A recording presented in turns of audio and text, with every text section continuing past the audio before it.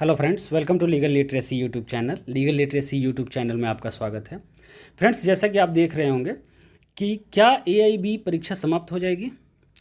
सबसे पहले आपके सामने क्वेश्चन आता है कि व्हाट इज़ एआईबी एग्ज़ाम। ठीक है, एआईबी एग्ज़ाम क्या है आप सबको पता होगा, फिर भी मैं बता देता हूँ। एआईबी एग्ज़ाम है कि ऑल इंडिया बार एग्जामिनेशन, एक जो कि पोस्ट एनरोलमेंट एग्ज़ाम है लॉयर्स के लिए, जो कि बार काउंसिल ऑफ इंडिया ने 2010 में इंट्रोड्यूस किया था। इसमें क्या करना होता है फ्रेंड्स, अगर आप लॉ ग्रेजुएट हैं और लॉयर बनना चाहते हैं, मतलब एडवोकेट्स बनना चाहते हैं, तो आपको एनरोलमेंट के बाद एक एग्ज़ाम देना होता है जो बार ऑल इंडिया बार एग्जामिनेशन जिसको कहा जाता है, जो कि बार काउंसिल ऑफ इंडिया कंडक्ट करता है। उसके बाद ही आपको सर्टिफिकेट ऑफ प्रैक्टिस मिलता है। तो सर्टिफिकेट ऑफ प्रैक्टिस मिलता है और आप पूर्णतः एडवोकेट बन जाते हैं। तो ये इस एग्ज़ाम पे फ्रेंड्स एक तरह से एक ग्रहण लगा है। अब ये सुप्रीम कोर्ट को डिसाइड करना है। सुप्रीम कोर्ट को दो चीज़ों को डिसाइड करना है इसमें। सबसे पहले तो सुप्रीम कोर्ट को डिसाइड करना है कि वैलिडिटी ऑफ एआईबी क्या है, एआईबी की कोई वैलिडिटी है या नहीं है।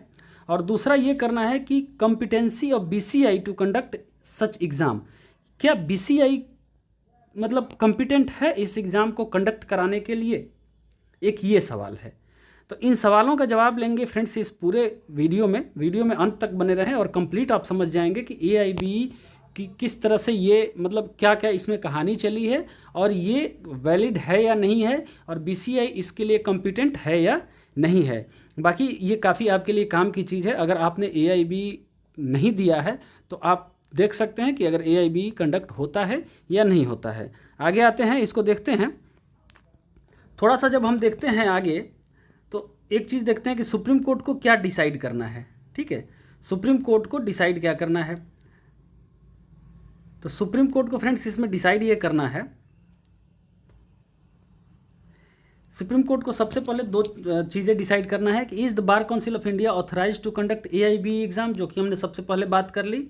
और साथ में सुप्रीम कोर्ट ने ये रिक्वेस्ट किया है सीनियर एडवोकेट के विश्वनाथन से कि बेंच को असिस्ट करें, और अटॉर्नी जनरल मिस्टर के वेणुगोपाल से भी एमिकस क्यूरी बनने के लिए। तो फ्रेंड्स थोड़ा सा मैं एमिकस क्यूरी के बारे में बता दूं।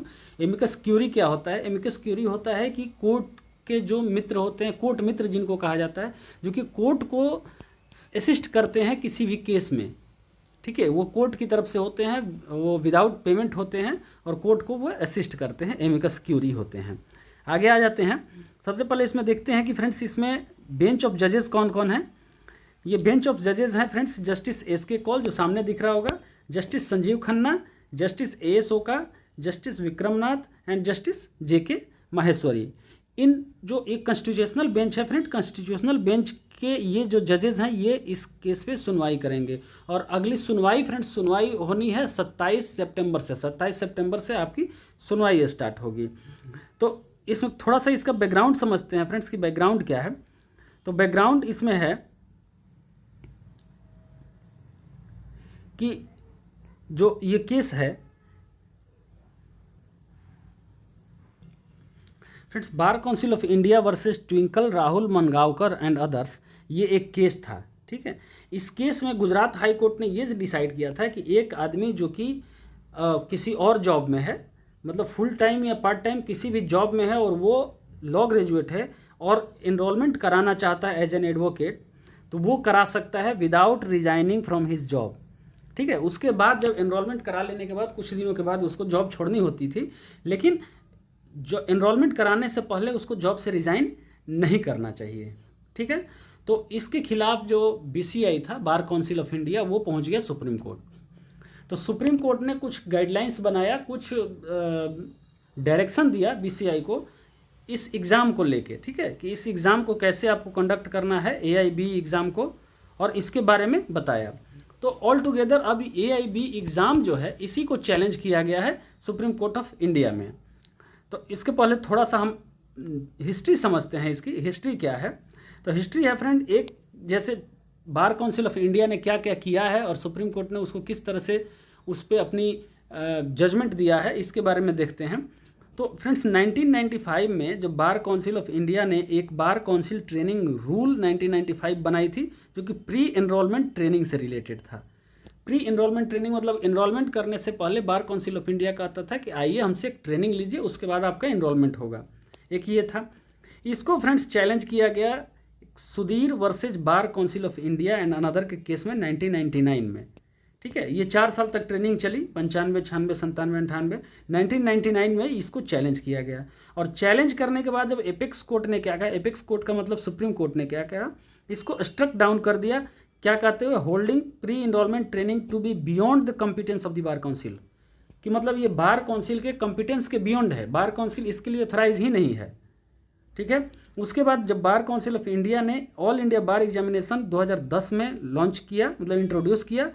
अब 16 बार council of India exam AIBE हो चुके हैं और 17वें की तैयारी चल रही थी, तब तक इसको भी चैलेंज कर दिया गया है। इसमें क्या फ्रेंड्स कि इस चैलेंज में सुप्रीम कोर्ट के सामने 3 क्वेश्चन है। ये 3 क्वेश्चन पे सुप्रीम कोर्ट इस केस को डिसाइड करेगा। सबसे पहले डिसाइड करेगा कि whether pre enrolment training in terms of bar council of India training rules 1995 framed under section 24D of the advocates act 1961 could be validly prescribed by the bar council of India. पहला question है कि क्या bar council of India validly prescribe कर सकता था, मतलब ये competent था ये जो बार council of India training rule 1995 लाने के लिए। इफ़ सो, अगर ऐसा है वो ऑथराइज था, तो whether the decision of this court in Sudhir versus bar council of India 1999 requires reconsideration. अगर bar council of India authorise था, कॉम्पिटेंट था बार काउंसिल ट्रेनिंग कंडक्ट कराने के लिए, तो क्या Sudhir versus bar council of India and another, जिसमें कि सुप्रीम कोर्ट ने उस ट्रेनिंग प्रोग्राम को स्टक डाउन कर दिया था ये कहते हुए कि बार काउंसिल ऑफ इंडिया इसके लिए कॉम्पिटेंट नहीं है, तो उस केस पे क्या रिकन्सिडरेशन करना चाहिए सुप्रीम कोर्ट ऑफ इंडिया को? पहला क्वेश्चन एक ये डिसाइड करेगा। दूसरा क्वेश्चन डिसाइड करेगा कि whether pre enrolment examination can be prescribed by the bar council of India under the advocates act 1961। क्या प्री एनरोलमेंट एग्जामिनेशन, मतलब अभी AIBE जो चलता है पोस्ट एनरोलमेंट एग्जामिनेशन है, तो क्या प्री एनरोलमेंट एग्जामिनेशन भी बार council of India advocates act 1961 के तहत एनरोलमेंट के लिए पहले एग्ज़ाम जो कंडक्ट करना चाहिए उसको इंट्रोड्यूस कर सकता है, प्रिस्क्राइब कर सकता है bar council of India? Is it authorised?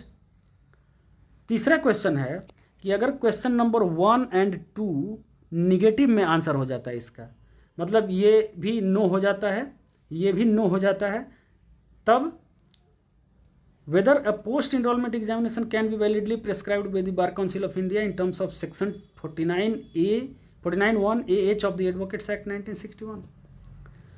तो क्या ये दोनों अगर नेगेटिव में आंसर हो जाते हैं कि बार काउंसिल ऑफ इंडिया इन दोनों चीज़ों के लिए ऑथराइज नहीं है, तो क्या पोस्ट एनरोलमेंट एग्जामिनेशन के लिए bar council of India authorise है?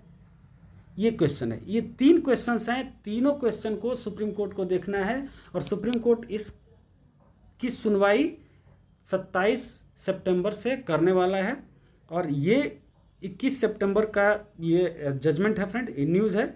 21 सितंबर को ये डिसाइड हुआ है कि 27 सितंबर को इस केस को सुना जाएगा। तो ये कंप्लीट इन्फॉर्मेशन था फ्रेंड्स। अब 27 सितंबर के बाद जो भी आता है अपडेट मैं आपको अपडेट करूँगा, और ये आप देख लो कि ऑल इंडिया बार एग्जामिनेशन वैलिड है या नहीं है, BCI इसके लिए कॉम्पिटेंट है, ऑथराइज्ड है या नहीं है। ये आप खुद से अपना दिमाग लगा के भी इस बात को समझ सकते हो। तो ये पूरी इन्फॉर्मेशन थी फ्रेंड। और अगर आप अभी लीगल लिटरेसी यूट्यूब चैनल को आप सब्सक्राइब नहीं किए हैं तो आप इसको सब्सक्राइब कर सकते हैं, लाइक कर सकते हैं एंड शेयर कर सकते हैं। इस पे हम काफ़ी आपके अच्छे अपडेट्स आपके लिए लाते रहते हैं। बहुत बहुत धन्यवाद।